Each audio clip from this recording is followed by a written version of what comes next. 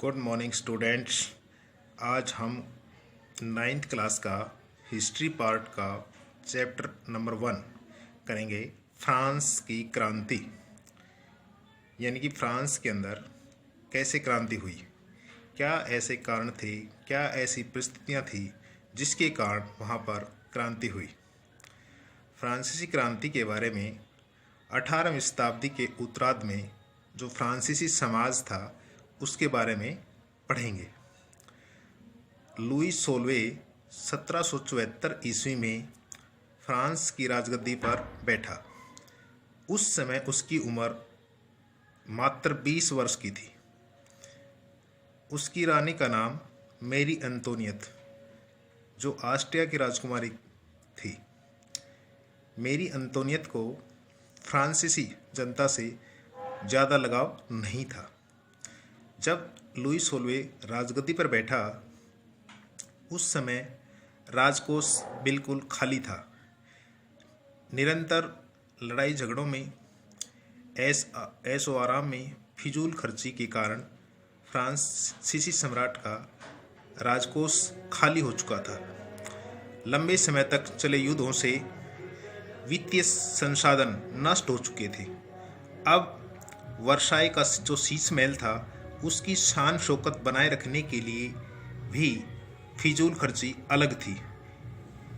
इसके कारण फ्रांस का राजकोष बिल्कुल खाली हो चुका था। ऊपर से फ्रांस ने अमेरिका के 13 उपनिवेशों को साझा शत्रु ब्रिटेन से अलग करवाने के लिए, आज़ाद करवाने के लिए अमेरिका का साथ दिया, जिसके कारण युद्ध में भारी कर्जा लेना पड़ा। इस युद्ध के कारण फ्रांस के ऊपर अतिरिक्त 10 अरब लिब्रे का कर्ज बढ़ गया। लिब्रे फ्रांस की मुद्रा का नाम था। सेना का रखरखाव, राज दरबार में फिजूल खर्ची, सरकारी कार्यालयों में खर्चा, विद्यालय चलाने के लिए हर जगह पैसे की ज़रूरत थी। इसके लिए राजकोष खाली था, तो लुई सोल्वे ने सरकारी करों में वृद्धि कर दी गई।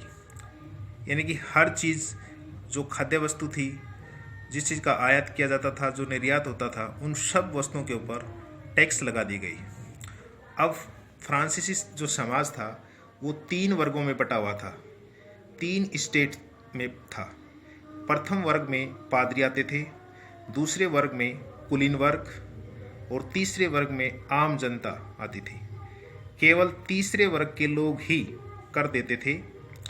पूरी आबादी के 90% किसान थे, जबकि 60% जमीन पर केवल चर्च और कुलीन वर्ग का ही अधिकार था।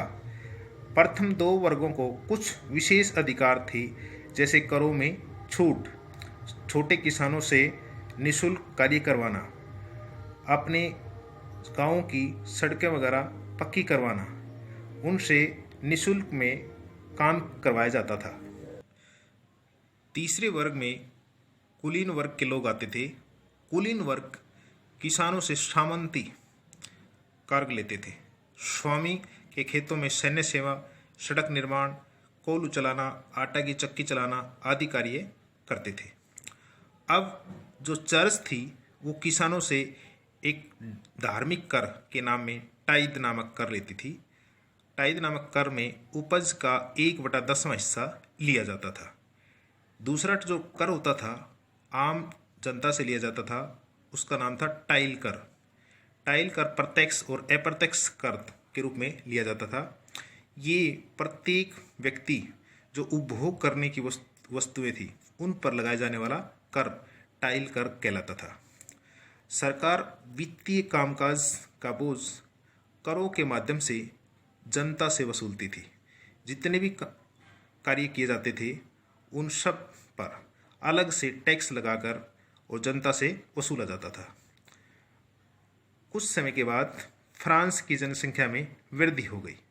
1715 ईस्वी में फ्रांस की जनसंख्या 2.3 करोड़ थी, जो 1789 ईस्वी की क्रांति में बढ़कर 2.8 करोड़ हो गई।